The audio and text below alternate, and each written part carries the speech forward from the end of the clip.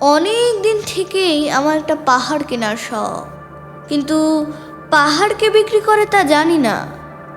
যদি তার দেখা পেতাম, দামের জন্য আটকাতো না। আমার নিজস্ব একটা নদী আছে, সেটা দিয়ে দিতাম পাহাড়টার বদলে। কেনা জানে পাহাড়ের চাইতে নদীর দামই বেশি।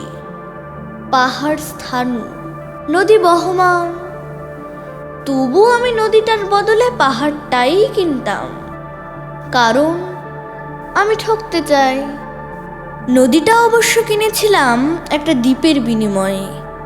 ছেলেবেলায় আমার বেশ ছোট্টখাট্ট ছিমছাম একটা দ্বীপ ছিল, সেখানে অসংখ্য প্রজাপতি। শৈশবে দ্বীপটি ছিল আমার বড় প্রিয়। আমার যৌবনে দ্বীপটি আমার কাছে মাপে ছোট লাগলো।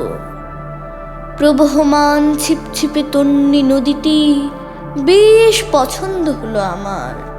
বন্ধুরা বলল, ওইটুকু একটা দ্বীপের বিনিময়ে এত বড় একটা নদী পেয়েছিস, খুব জিতেছিস তো মাইরি।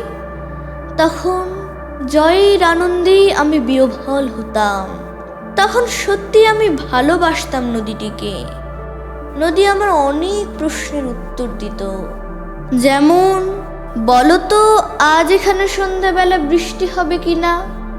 সে বলতো, আজ এখানে দক্ষিণ গরম হাওয়া, শুধু ছোট্ট একটা দ্বীপে বৃষ্টি, সে কি প্রবল বৃষ্টি, যেন একটা উৎসব। আমি সেই দ্বীপে আর যেতে পারি না। সে জানতো, সবাই জানে, শৈশবে আর ফেরা যায় না। এখন আমি একটা পাহাড় কিনতে চাই। সেই পাহাড়ের পায়ের কাছে থাকবে গহন অরণ্য। আমি সেই অরণ্য পার হয়ে যাব।